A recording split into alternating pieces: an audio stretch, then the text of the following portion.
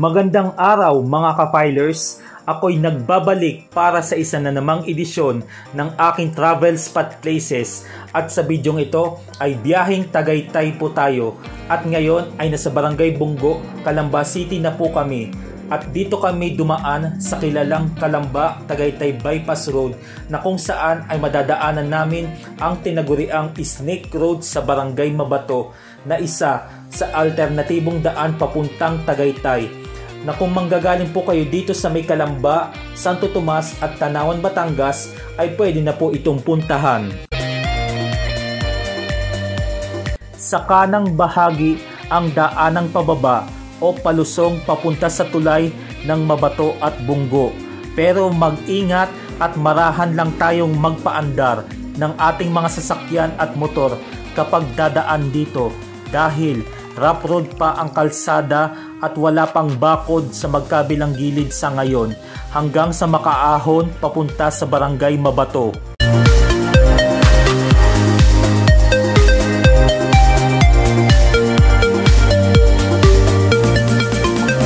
At dahil rough road o hindi pa sementado ang kalsadang ito ay marahil maputik talaga dito kapag tag-ulan at marahil mahirap din dito dumaan kapag sasapit ang gabi dahil wala pang mga ilaw sa daan. Maraming mga motorista at siklista ang dumadaan dito na kagaya ng inyong lingkod. Joke! Dahil sa mala adventure trail experience ang pwede mong gawin dito sa lugar na ito. Mahaba pa ang rough road na ito hanggang sa makarating na tayo sa boundary ng Barangay Mabato. Nandito na po kami sa Barangay Mabato, ang isa sa dulong barangay dito sa lungsod ng Calamba, Laguna. At ito din ay nasa kabilang bahagi ng Tagaytay Highlands. Naging kilala ang barangay na ito dahil sa binuksan na alternatibong daan papuntang Tagaytay. At sa lugar na ito ay abot tanaw na ang People's Park at syempre ay ang malakurbadang Snake Road na ating madadaanan na paahon.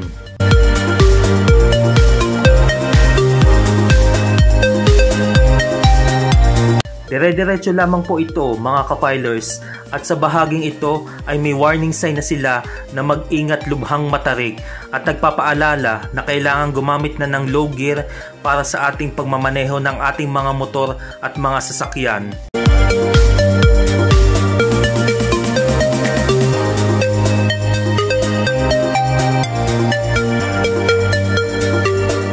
Heto na yun mga ka-filers, aahon na tayo dito mismo sa malakurbadang daan na Snake Road na sa estimate ko ay nasa 2 o 3 siko ang tarik nito at may mga ilang mga bikers ang nakasabayan natin na mukhang tumukod o tinulak na nila ang kanilang mga bike paahon at grabe talaga ang tarik dito. Mukhang mahihirapan ang mga malalaking sasakyan gaya ng mga truck kapag napadaan sila dito. Sa bahaging ito ay banayad na ang kalsada dito at pwede muna tayong tumigil upang tumambay at magpahinga muna. At kapag kayo ay nagugutom saka nauuhaw ay may mga mabibilhan na pagkain at inumin dito gaya ng tubig, buko, tinapay at iba pa.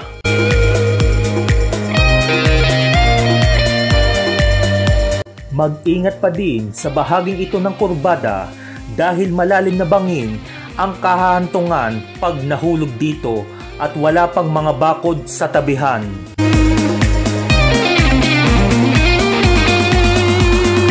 Oh, I see what I see. The People's Park in the sky. Sa kaliwang bahagi ay tanaw din ang Tagaytay Highlands at ang ilang mga motorista ay tumigil upang makapagpapicture muna. At habang dumadaan kami dito ay may mga lumang poste sa gitna ng kalsada na hindi pa natatanggal sa ngayon dahil sa ongoing road widening projects dito. At itong isang bahay ay apektado panigurado pero ewan ko na lang kung anong adjustment ang gagawin nila. And let's see sa mga susunod na updates. Touchdown na po tayo dito sa Barangay Dapdap East na isa sa mga barangay dito sa Tagaytay at kakaliwa na po tayo papunta mismo sa Tagaytay. Dito pa lang ay marami nang mga tindahan ng prutas at nadaanan namin ang KOR o King of Rempal na sikat na tambayan ng mga siklista saka motorista. Makikitambay nga ako minsan dyan. Ayan no, may bulaluhan at kambingan restaurant na dito. Favorite ko pa naman yan ulamin. Oh, heto pa, there's more na bulaluhan, Tagaytay Curve View Restaurant. Sarap din kumain at tumambay dyan. Nandito na kami sa mismong Tagaytay City, ang isa sa favorite kong pasyalan dito, at kakanan na kami papunta sa Balin sa Sayaw Restaurant, at dyan sa may kaliwa ay ang papuntang People's Park in the Sky. Madali lang namin ito puntahan dahil malapit ito sa aming lugar dito sa Tanawan, Batangas, saka maraming turista ang pumupunta dito. Well, maraming paraan na talaga para makapunta dito sa Tagaytay, gaya nitong may daan sa Sungay Road mula sa Talisay, Batangas, at dyan na kami dadaan pauwi mamaya.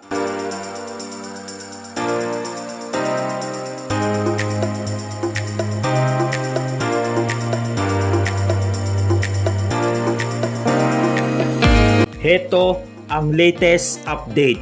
Bukas na ang Calax Expressway papunta rin dito sa Tagaytay, at malayo pa ang aming pupuntahan. Dire-diretso pa ito.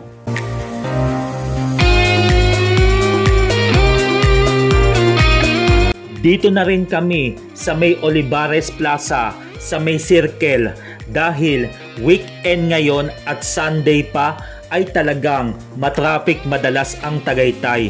Syempre, maraming turista ang namamasyal. Medyo antagal din bago kami nakaalis dito.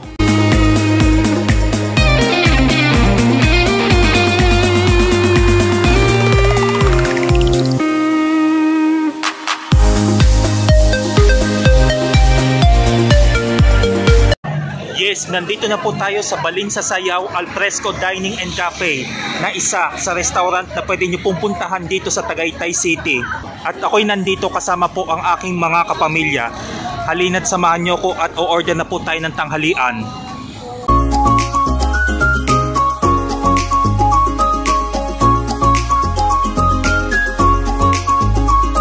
Ayan mga kapilers, pagpasok pa lang namin ay ang dami ng tao na nagla-lunch dito at makapaglibot-libot muna pansamantala.